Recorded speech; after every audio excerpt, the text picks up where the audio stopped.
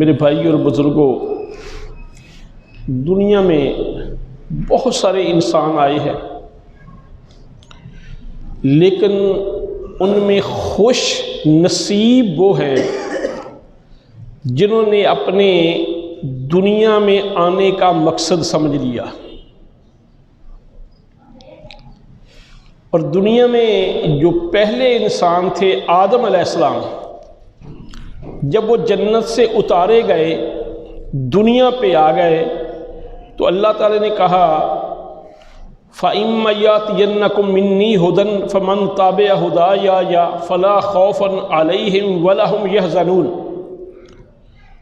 کہ میری طرف سے یعنی اللہ کی طرف سے دنیا کے باسیوں کے لیے جب کوئی ہدایت، جب کوئی رہنمائی، جب کوئی آرڈر دنیا پہ ان کے لیے نازل ہوگا، جو اس کی پیروی کریں گے، جو اس کو فالو کر لیں گے، جو اس پہ چل پڑیں گے، نہ انہیں کوئی خوف ہوگا، نہ انہیں کوئی غم ہوگا۔ اور سچی بات ہے، جو خوف سے بھی بچا ہوا ہو اور غموں سے بھی بچا ہوا ہو، کامیاب تو وہی ہوتا ہے۔ اور سب سے کامیاب کون ہوتے ہیں؟ انبیاء۔ دنیا کے اندر بہت سارے لوگوں نے اپنے تئیں بہت سارے کامیابی کے پیمانے بنائے، ان پہ چلے، لیکن ان کے پیمانے بہت جلد ہی دھڑام سے نیچے گر گئے۔ لینن اٹھا کمیونزم کا نظریہ لے کے، اور اس نے کہا کہ دنیا کے اندر یہی ایک نظریہ ہے جو دنیا کو صحیح لائن پہ چلا سکتا ہے، جو دنیا کو ترقی دے سکتا ہے، لیکن اس کے نظریہ پیش کرنے کے 70 سال کے اندر اندر اس کی عمارت دھڑام سے نیچے گر گئی۔ جس کے پہلے بڑے مجسمے لگے ہوئے تھے، جس کو لوگ بہت عظیم مانتے تھے، اسی کے مجسموں کو کباڑ میں سیل کرنے لگ گئے، بیچنے لگ گئے۔ ایسے ہی لبنان کا ایک آدمی تھا، احمد البستانی اس کا نام تھا، بہت امیر تھا، ذاتی طیارے تھے، دنیا کے اندر عیش کرتا تھا۔ اس نے اپنی قبر بھی ایک بہت ہی عالی مقام پہ بنا لی اور کہا کہ جب تک زندہ ہوں تو میرے پاس بہت کچھ ہے، جب میں فوت ہو جاؤں تو مجھے اس جگہ پہ دفن کرنا، تاکہ مرنے کے بعد بھی میں جو اس کی نگاہ میں اچھا مقام تھا، جو اس کی نگاہ میں بہت بہتر مقام تھا، اس میں دفن ہوں۔ لیکن بندہ بندہ ہی ہے۔ اب ہوا کیا کہ اس کا ذاتی طیارہ تھا، اس میں بلاسٹ ہو گیا، دھماکہ ہو گیا، اب وہ طیارہ سمندر میں گر گیا۔ اب اربوں ڈالر خرچ کرنے کے بعد طیارہ مل گیا، لیکن اس کی لاش نہ ملی، یعنی جو اس کی خواہش تھی کہ میں نے اس قبر میں دفن ہونا ہے، جو اپنے لیے قبر بنائی، وہاں پہ بھی دفن نہ ہو سکا۔ بعین ہی ہمارے ہاں ہوتا ہے کہ جس کے اثاثے بہت زیادہ ہیں، جس کے پاس مال و بدولت بہت ہے، وہ یا اس کی نسلیں بھوکی نہیں مریں گی۔ یہ ہماری ایک سوچ ہے۔ برطانیہ کا ایک یہودی تھا، اتنا امیر تھا کہ وقت کی گورنمنٹ اس سے کئی دفعہ قرض لیتی۔ اس کا اپنا ہی ایک اسٹرانگ روم بنایا ہوا تھا، گھر کے اندر ہی بہت عالی شان محل تھا۔ ایک دن وہ کہیں اس اسٹرانگ روم میں چلا گیا جہاں پہ اس کے خزانے تھے، اس کا دروازہ بند کیا۔ اب وہ دروازہ باہر سے کھلتا تھا، اندر سے کھلتا نہیں تھا۔ اب وہ جب اندر سے دروازہ کھولنے لگا، اس نے بہت زور زور سے آوازیں دیں، لیکن باہر کسی نے آواز سنی نہ۔ اخیر وہ تھک کے نٹال ہو گیا، بھوک اور پیاس بھی لگ گئی۔ ایک وقت آیا تو آواز بھی نہ نکلے۔ اب جو اس کے ملازم تھے، دیگر جو تھے وہاں کے نگران دیگر افراد، اس کی پہلے سے ایک عادت تھی کہ وہ کبھی کبھی اچانک غائب ہو جاتا تھا کئی دنوں کے لیے، اور اس نے کہہ رکھا تھا کہ مجھے تلاش نہیں کرنا، میں خود ہی آ جاؤں گا، پھر وہ آ جاتا تھا۔ انہوں نے سمجھا کہ شاید ویسے ہی غائب ہو گیا ہے۔ جب وہ بھوک اور پیاس کی بنا پہ اس کمرے میں جس میں سارے خزانے تھے مرنے لگا، تو اس نے ایک بلیڈ ملا، اس سے کٹ لگا کے انگلی پہ خون سے دیوار پہ لکھا کہ آج دنیا کا امیر ترین بندہ بھوک اور پیاس کی بنا پہ مر رہا ہے۔ ہم کیا کہتے ہیں؟ جس کے پاس بہت سا مال و دولت ہو وہ کبھی بھوکا پیاسا نہیں رہتا۔ تو یہ اللہ کے کام ہے، وہ جو چاہے کرے۔ بعین ہی فرعون کا آپ نے تذکرہ بہت دفعہ سنا، کتنا پاورفل تھا، کتنی بڑی اس کی حکومت تھی، کوئی اس سے پوچھنے والا نہیں تھا۔ بنی اسرائیل کے گھر جو بچہ پیدا ہوتا اسے وہ قتل کروا دیتا، جو بچہ پیدا ہوتا اسے قتل کروا دیتا۔ لیکن اللہ وہ جو چاہے کرے۔ اللہ نے اس کے گھر میں موسیٰ کو پروان چڑھایا، پیدا بنی اسرائیل میں ہوئے، لیکن ان کا وظیفہ، ان کا خرچہ، اس کی تعلیم و تربیت، اس کی پرورش فرعون سے کروائی، اور پھر اسی کے ہاتھوں اسی کے پیچھا کرتا ہوا وہ غرق ہو گیا۔ یعنی یہ جو ہماری سوچیں ہوتی ہیں نا، جن کو ہم کامیابی سمجھتے ہیں، میرے بھائی یہ کامیابی اور کامرانی نہیں ہے۔ کامیابی اور کامرانی وہی ہے فَإِمَّا يَأْتِيَنَّكُم مِّنِّي هُدًى فَمَن تَبِعَ هُدَايَ فَلَا خَوْفٌ عَلَيْهِمْ وَلَا هُمْ يَحْزَنُونَ کہ اللہ کہتا ہے کہ جب میری طرف سے تمہارے اوپر کوئی ہدایت آئے، جب میں وحی نازل کروں، جب میں شریعت اتاروں، جو لوگ اس شریعت کی پابندی کریں گے انہیں دنیا میں نہ کوئی خوف ہوگا نہ کوئی غم ہوگا۔ اب دیکھ لو صحابہ کرام رضوان اللہ مجمعین کو، کہ حضرت خبیب رضی اللہ عنہ کو خوف دیکھے کہ پھانسی کا پھندا سامنے ہے، کہتے ہیں کہ آپ کو چھوڑ دیتے ہیں، تم ایک دفعہ کہہ دو کہ میری جگہ اگر محمد الرسول صلی اللہ علیہ وسلم ہوتے تو مجھے بڑی خوشی ہوتی۔ انہوں نے کہا یہ تو میری ایک جان ہے، ایک دفعہ تم نے پھانسی دینی ہے، اگر 1000 جانیں ہوتی تم 1000 مرتبہ بھی مجھے پھانسی پہ لٹکاتے، میں یہ کبھی نہیں کہہ سکتا تھا کہ میری جگہ محمد الرسول صلی اللہ علیہ وسلم ہوتے۔ لیکن آج ہمارا حال کیا ہے کہ ہماری ذاتی انا کا مسئلہ ہو، ذاتی عزت کا مسئلہ ہو، اس کے لیے سب کچھ لٹا دیتے ہیں، اور اللہ کے دین کے لیے ہلکی سی سردی لگ جائے۔ ہمارے ہاں آپ کے ہاں بھی ہے، یہ کورونا کی بنا پہ صفیں اٹھائی ہوئی تھی، کئی بھائی آتے جی ہمیں نماز پڑھنے میں دقت ہوتی ہے، بڑا خوبصورت ماربل لگا ہوا ہے، 2 ٹائم اس کی بڑی اچھے طریقے سے صفائی ہوتی ہے، خوشبو لگائی جاتی ہے، صرف اللہ کے لیے نماز پڑھنے کو پہلے آپ ٹائم کتنا لگاتے ہو؟ ہماری نمازیں کون سی صحابہ جیسی نمازیں ہیں، یا سلف جو ہمارے تھے ان جیسی نمازیں ہیں جس میں خشوع اور خضوع ہوتا تھا، جس میں وہ لمبی قرآن کی قرات کرتے تھے، لمبے ان کے سجود ہوتے تھے؟ ہماری نمازیں تو آپ کے سامنے ہیں، لیکن اللہ کے لیے ہم یہ تکلیف برداشت کرنے کے لیے نہیں تیار، اور ہم اللہ کے اوپر جتنا ہی بڑا آسان کر دیتے ہیں کہ ہم کبھی کبھی مسجد میں آ جاتے ہیں، یعنی میرا یہی احسان ہے کہ جی مسجد میں آ کے میں نماز پڑھ لیتا ہوں۔ وہ بھائی وہ پہلے بھی 1-2 دفعہ میں نے مثال دی ہے، ہم پیروں کی باتیں بھی وہ مانتے ہیں جو ہمارے دنیا کے فائدے کے لیے ہوں، گوبر ہوں یا نہ ہوں، لیکن سوچ یہ ہوتی ہے کہ جب سے میں نا جی ہم نے ربوہ سے MSc کی ہے، بہت سارے مرزائیوں کو دیکھا ہم نے، کہتے جب سے ہم مرزائی ہوئے ہیں نا ہمارے سارے مسئلے سیدھے ہو گئے ہیں، کیونکہ سارے کافر جو ہے نا ان کی مدد کرنے لگ جاتے ہیں، جیسا کہ محمد الرسول صلی اللہ علیہ وسلم کو اس زمانے کے کافر کہتے تھے کہ جس عورت سے چاہتے ہو شادی کر دیتے ہیں، یعنی جب آپ دین چھوڑتے ہیں نا بڑی بڑی آفریں ہوتی ہیں، جس عورت سے شادی چاہتے ہو، آپ کو اپنا حکمران بادشاہ بلا الیکشن کروائے آپ کو مان لیتے ہیں، جتنا مال و دولت چاہیے وہ بھی دیتے ہیں، یہ چھوڑ دو۔ اب تم جب مرضی بنے ہو، تم نے ایمان بیچ دیا، تمہیں دنیا کی تو چند ٹکے مل رہی ہیں۔ وہ جو آپ کے آقا ہیں وہ دیں گے، جنہوں نے WW ہنٹر کی قیادت میں ایک وفد تشکیل دیا تھا انڈیا کے اندر انگریز نے۔ کیا اس وقت صنعت کا دور نہیں تھا، وہ زراعت کا دور ہوتا تھا، تو جتنی زراعت ایگریکلچر اس پنجاب کی، پاک و ہند کی، سندھ کی، اس علاقے کی بہتر ہے۔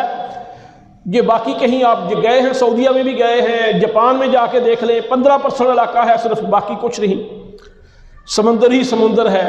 دیگر ممالک میں جا کے دیکھ لیں، جتنی اس علاقے میں زرخیزی تھی کہیں اور نہیں تھی۔ انہوں نے کہا کہ ہم ہمیشہ حکومت کیسے کر سکتے ہیں؟ تو وہ WW ہنٹر نے جو رپورٹ میں لکھا، اس نے کہا کہ اگر مسلمانوں سے جذبہ جہاد نکل جائے نا، جذبہ جہاد، تو پھر تم نہ ہمیشہ ان پہ حکومت کر سکتے ہو۔ اچھا بھی اب یہ کیسے نکالے؟ اس کے لیے انہوں نے 2 بندے خریدے، 2، جن میں ایک مرزا قادیانی بھی تھا۔ اس نے کہا کہ نہیں، اب دنیا میں بہت کچھ ہو گیا ہے، اب قلم کا جہاد ہے، تلوار کا جہاد ہے ہی نہیں۔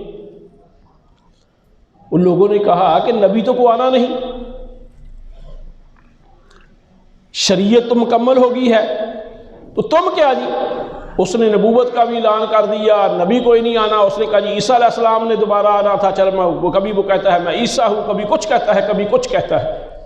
اب آپ ہی بتائیں، علامہ اقبال نے اس وقت کے علماء کو کہا تھا کہ اس وقت کے یہودی اور عیسائی اس کی ہیلپ کر رہے ہیں، مدد کر رہے ہیں، سارا کفر اس کی مدد کر رہا ہے، اس کے جھوٹا ہونے کے لیے اتنا ہی کافی ہے، اس سے مناظرے کرنے کی ضرورت کیا ہے؟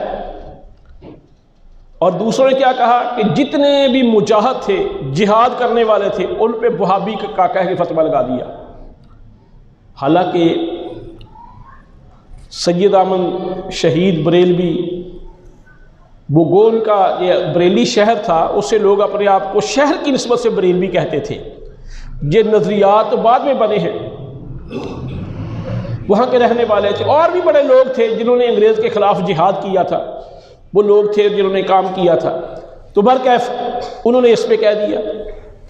اب بات چل رہی تھی کہ جب بھی جو کام کرتے ہیں ان کو یہ دنیا کے تھوڑے سے فائدے تو ہوتے ہی ہیں، اور جو اہل علم ہوتے ہیں ان کا کام کیا ہوتا ہے؟ ان کا کام میرے بھائی اللہ کے حکم کو ترجیح دینا، دنیاوی کاموں کو پس پش ڈالنا۔ اگر دنیا کی عیش و عشرت ہی سب کچھ ہوتی، یہی سب کچھ ہوتا، تو حضرت ہاجرہ کو ابراہیم علیہ السلام نبیوں سے بڑا کوئی دانشور ہوتا ہے؟ دیکھو بندوں کو تو غلطی لگ جاتی ہے، کوئی بتانے والا نہیں ہوتا۔ انبیاء کا تو اللہ کے ساتھ ہارٹ لائن کے ذریعے ہر وقت رابطہ ہوتا ہے۔ تو ابراہیم علیہ السلام نے اپنی بیوی اور بچے کو ایسی جگہ کیوں چھوڑا جہاں پہ نہ پانی ہے، نہ آبادی ہے، نہ کوئی اور چیز ہے، غیر ذی زرع، جہاں پہ زراعت ہوتی نہیں تھی، لیکن کہاں پہ عند بیتک المحرم، تیرے عزت والے حرمت والے گھر کے قریب، یعنی وہاں پہ بیت اللہ۔ آدم علیہ السلام کے زمانے سے بھی نشاندہی اسی جگہ پہ تھی، اور بعد میں تعمیر بھی اس کی ابراہیم علیہ السلام نے دوبارہ کی۔ تو برکہ بات یہ چل رہی تھی کہ جو لوگ کامیاب ہیں ان کے بارے میں، جیسے خبیب رضی اللہ تعالیٰ کی بات آ رہی تھی کہ انہیں کہا کہ میری جگہ تو محمد صلی اللہ علیہ وسلم کو کہتے ہیں 1000 مرتبہ بھی مجھے پھانسی دو تو میں کبھی نہیں کہہ سکتا۔ اچھا، انہوں نے پوچھا کہ ہماری کو آخری تمنا، آخری کوئی خواہش، یہ بھی ایک ججمنٹ ہوتی ہے کہ یہ بندہ کہ آخری مرتبہ کیا کہتا ہے۔ ہمارے جیسا ہوتا کہ دنیا کی نعمتیں مانگ لیتا، اپنے کو گھر والوں کو کہہ لیتا پیغام، کہتے میری خواہش ایک ہی ہے، مجھے 2 رکعت نماز پڑھنے دو، اللہ کے سامنے جھکنے کا موقع دو، جس کے سامنے میں نے جانا ہے۔ تو نماز پڑھی، تذکرہ ہے کہ ہلکی سی نماز پڑھی، کہنے لگے نماز میں سکون، مزہ، دل بڑا لگ رہا تھا، لیکن میں نے جلدی اس لیے ختم کر دی کہیں تم یہ نہ سمجھو کہ خبیب موت سے ڈر گیا ہے۔ تو یہ لوگ ہیں فمن زحزح عن النار وادخل الجنہ فقد فاز، وَمَا الْحَيَاةُ الدُّنْيَا إِلَّا مَتَاعُ الْغُرُورِ، جو جہنم سے بچ گیا اور جنت میں چلا گیا وہ کامیاب ہے۔ اب دیکھ لو دنیا کے اندر جن کو ہم سمجھتے ہیں یہ اللہ کی رضا ہی شامل ہو تو تب بندے کو کوئی سکون، خوف اور غم سے نجات ہو سکتی ہے۔ کل کو نواز شریف صاحب کی والدہ فوت ہو گئی ہیں، جتنے بھی مسلمان اس دار فانی سے چلے گئے ہیں ہماری دعا ہے ان سمیت اللہ سب کی بخشش فرمائے، ہم ان کے لیے دعا گو ہیں۔ لیکن اتنے وسائل ہونے کے باوجود، اتنے تعلقات ہونے کے باوجود، اتنی عوام کی سپورٹ ہونے کے باوجود والدہ کے جنازے میں شریک نہیں ہو سکتے۔ یہ انسان کا اختیار ہے، جو سمجھتا ہے کہ میں بہت کچھ ہوں، دنیا کے اندر تو انسان یہی کچھ ہے۔ تو میرے بھائی اس لیے مجھے اور چاہیے کہ محنت، ترک دنیا کا اسلام نے حکم نہیں دیا۔ رسول صلی اللہ علیہ وسلم نے فرمایا لا رہبانیہ فی الدین، دین کے اندر رہبانیت نہیں ہے، ترک دنیا کا ہمیں حکم نہیں دیا گیا۔ جو طریقہ محمد الرسول صلی اللہ علیہ وسلم کا تھا، جیسے آپ نے زندگی گزاری ویسے ہم زندگی گزاریں گے تب کامیاب ہے۔ اور آپ نے کیا کیا؟ جب ہم سیرت رسول کا مطالعہ کرتے ہیں، مکے کے اندر آخری دنوں میں مسلمانوں پہ بڑی سختیاں تھیں، پابندیاں تھیں، اس لیے آپ نے مکے سے مدینے ہجرت کی تو مدینے کے لوگ مسلمان ہو گئے تھے۔ اور شاید آپ کے علم میں نہ ہو، جمعہ فرض ہونے سے پہلے مدینے کے لوگوں نے اپنے طور پہ جمعہ شروع کیا تھا، کیونکہ مدینے میں یہودی رہتے تھے، یہودی ہفتے کا دن کا احترام کرتے تھے اور عیسائی اتوار کے دن کا احترام کرتے تھے۔ وہاں کے ایک سردار تھے جو مسلمان ہو گئے تھے، انہوں نے کہا کہ جمعے کا پہلے نام زمانہ جاہلیت میں عروبہ یہ نام تھا، انہوں نے جمعہ سے جمعہ اس کا نام رکھا۔ جمعہ ہوتے وہ کرتے ایک جگہ پہ 2 رکعت نماز پڑھتے اور خطبہ دے دیتے۔ تو آپ صلی اللہ علیہ وسلم سے انہوں نے کہا کہ ہمیں قرآن سکھانے کے لیے، دین سکھانے کے لیے کچھ صحابہ کو بھیجیں۔ تو ہجرت سے پہلے مصعب بن عمیر رضی اللہ تعالیٰ عنہ، عبداللہ بن ام مکتوم یہ نبینا صحابی تھے، ان کو آپ نے پہلے بھیجا تھا، یہ مدینے پہلے چلے گئے تھے، یہ جا کے ان کو دین کی تعلیم دیتے تھے، اس لیے وہاں پہ جمعہ پہلے سے شروع تھا، مکے میں بعد میں ہوا۔ اب اللہ کے رسول صلی اللہ علیہ وسلم نے جو پہلا جمعہ پڑھا وہ کب پڑھا؟ محمد الرسول صلی اللہ علیہ وسلم جب مدینے پہنچے، پہلا پڑاؤ آپ کا قباء میں تھا۔ 14 دن وہاں کے سردار کے گھر میں آپ نے قیام کیا اور 14 دنوں میں بھی مسجد قباء کی بنیاد رکھی۔ اسلام کی پہلی مسجد جو محمد الرسول صلی اللہ علیہ وسلم نے اپنے ہاتھوں سے اور صحابہ کے ساتھ مل کے تعمیر کی وہ مسجد قباء ہے۔ اور اس کی فضیلت کیا ہے کہ رسول اللہ صلی اللہ علیہ وسلم نے فرمایا جو بندہ گھر سے وضو کر کے وہاں جائے اور وہاں پہ 2 رکعتیں ادا کرے تو اس کو عمرے کا ثواب ہے۔ اور ہمارے ہاں کیا ہوتا ہے، لوگ وہاں پہ جا کے سیر سپاٹے کو بہت ترجیح دیتے ہیں۔ دیکھیں اگر مدینے میں آپ 1 ہفتہ رہتے ہیں، حج والے دنوں میں تو ہفتہ وہ لازمی رکھتے ہیں، تو روزانہ آپ کو چاہیے کہ ایک دفعہ کوئی مسجد نبوی سے تقریباً 6 کلومیٹر سفر بنتا ہے، تو گاڑیاں جاتی ہیں، آج کل تو انہوں نے میٹرو بھی چلا دی ہے اور بھی کئی سسٹم ہیں، تو آپ روزانہ وہاں پہ 1 مرتبہ تو جا کے نماز پڑھیں کہ اگر آپ 8 دن رہے ہیں 8 عمروں کا ثواب مل جائے آپ کو۔ لیکن لوگ کہیں پہ دعوتیں کھانے کو زیادہ ٹائم لگا دیتے ہیں، اور ہمارے دعوتیں کھانے کرنے والے بھی یہ نہیں سوچتے کہ دعوت کا کوئی ایسا طریقہ رکھے کہ جس سے ان لوگوں کی عبادت میں خلل نہ آئے، کیونکہ ہم لوگ تو بڑی مشکل سے ٹائم نکال کے، اپنے وسائل تھوڑے ہوتے ہیں ان کو بچا کے ہم وہاں گئے ہوتے ہیں۔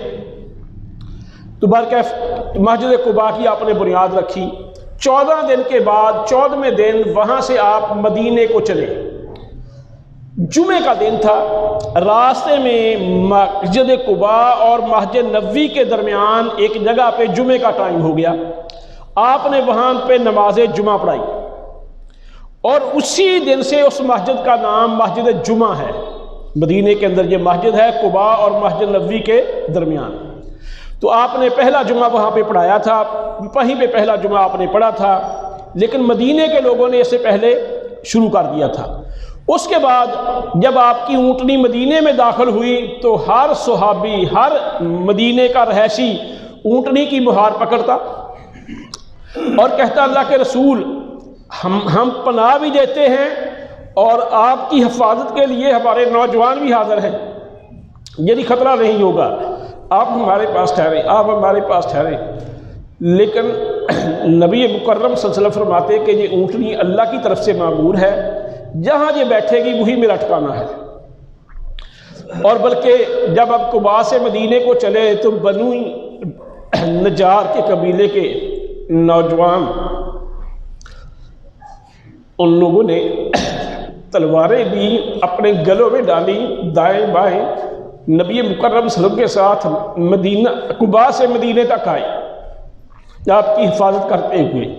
آج ہمیں معمولی سا خطرہ ہو جی اگر گورنمنٹ نہ دیکھ لے، میرا نام جو ہے نا دہشت گردوں کی لسٹ میں نہ آ جائے، مجھ پہ کوئی پابندیاں نہ لگ جائے، میرے کاروبار کا نہ مسئلہ ہو جائے، میرے بچوں کو فلاں نہ اٹھا لے، ہم اسی میں مارے جاتے ہیں۔ اب انہوں نے کیا کیا، اپنے خاندان قربان کیے، ان کو آگے لگایا۔ تو پھر آپ کی اونٹنی جو تھی آپ کے ننہال کی جگہ تھی مسجد نبوی والی، وہاں آ کے بیٹھی تو رسول اللہ صلی اللہ علیہ وسلم خود ہی بیٹھی تو آپ پھر وہاں سے اٹھ گئی، دوبارہ پھر چکر لگا کے وہیں پہ بیٹھ گئی۔ اور جو تھے کیا نام ہے، بس ٹھیک ہے، آپ کے صحابہ کرام رضوان اللہ مجمعین، ابو ایوب انصاری رضی اللہ تعالیٰ عنہ آپ کے قریبی رشتہ داروں میں سے تھے، وہ آپ کا وہ اٹھا کے لے گئے اونٹنی کا پلان۔ اسی طریقے سے دیگر صحابہ نے جو وہاں کے سردار تھے وہ اونٹنی کو پکڑ کے لے گئے، اس کو دانہ وغیرہ ڈالا۔ تو آپ نے پھر سب سے پہلے ان بچوں سے پوچھا جن کی وہ جگہ تھی، انہوں نے کہا یہ ہم گفٹ کرتے ہیں، لیکن آپ نے خرید کے وہاں پہ مسجد نبوی بنائی۔ یہ تھا محمد اور رسول صلی اللہ علیہ وسلم کا لائف سٹائل کہ اگر قباء میں ٹھہرے مسجد بنائی، اگر جہاں جمعہ پڑا وہاں پہ بھی مسجد بن گئی، اس وقت سے آگے آئے جہاں اونٹنی بیٹھی وہاں پہ مسجد نبوی بنائی، اور مسجد نبوی کی تعمیر میں بھی محمد اور رسول اللہ صلی اللہ علیہ وسلم نے خود حصہ لیا۔ پہلا اس کا محراب مسجد اقصیٰ کی طرف تھا، بعد میں پھر قبلہ تبدیل ہوا تو اس کی ہوئی، لیکن اس وقت سے ہی مسجد نبوی کی لمبائی چوڑائی یہ دونوں برابر تھی، یعنی مربع نما شکل کی مسجد تھی اس وقت۔ تو اب بھی وہ تقریباً وہی نقشہ ہے جو پرانی جو ہے نا مسجد انہوں نے لکھ کے لگایا ہوا ہے کہ یہ وہ مسجد کی جگہ ہے جو اللہ کے رسول صلی اللہ علیہ وسلم کے زمانے میں تھی۔ اس کے بعد توسیع تو بہت ہوئی ہے، لیکن اس کی بھی نشاندہی ہے۔ اللہ ہم سب کو وہاں جانے کا موقع عطا فرمائے۔ اب بات چل رہی تھی کہ یہ کامیابی اور کامرانی کہ جو پیمانے ہم نے بنائے ہیں میرے بھائی، یہ نہیں، وہی پیمانہ ہے جو اللہ اور اس کے رسول کی طرف سے عطا کردہ ہے، اور کامیاب اور کامران وہ ہے جو اللہ کی فرما برداری میں دنیا سے چلا جائے، اور جو اللہ کی فرما برداری میں گیا سچی بات ہے کہ وہ ناکام ہے ہی نہیں، کیونکہ دنیا کی زندگی تو چند دن کی ہے۔ یہ تو ایسے ہی ہے جیسے ہم کہیں خواب دیکھ رہے ہیں، جو ہی آنکھ کھلتی ہے خواب ختم ہو جاتا ہے، تو پتہ ہی نہیں چلتا، ہم کہتے ہیں یہ کل کی باتیں ہیں، تھوڑا سا وقت ہوا ہے۔ تو اس لیے ہمیں اسی کو ترجیح دینی چاہیے۔ اور آخر میں ایک بات، خصوصاً ہماری جو نئی نسل ہے اور باقی لوگ، دیکھیں جو بندے سوچتے نہیں نا، قرآن نے کافروں کے بارے میں کہا اکثرہم لا یعقل، اکثر ان کے بے عقل ہیں، انہیں کہا کل انعام بل ہم اضل، کہ وہ جانور ہیں بلکہ ان سے بھی بدتر ہے، کیونکہ جانور سوچتا نہیں، مومن ہمیشہ سوچتا ہے یہ کام کیسے کرنا ہے، کیوں کرنا ہے، کس لیے کرنا ہے، وہ ہر وقت سوچتا ہے۔ اور میرے بھائی آج ہم نے یہی کام چھوڑ دیا۔ دیکھیں محمد بن قاسم رحمۃ اللہ علیہ قید کر دیا گیا، اب جیل کے اندر کیا کرتے تھے، سو جاتے تھے، یہ گیمیں کھیلی سو گئے اور صبح 11 بجے اٹھ گئے۔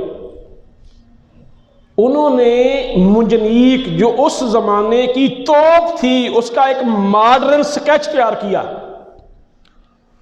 یعنی یہ جنگی آلات جو ہے نا ان میں دن بدن تبدیلی آتی رہی ہے، تو منجنیق کا ایک ڈھانچہ جیل کے اندر تیار کیا۔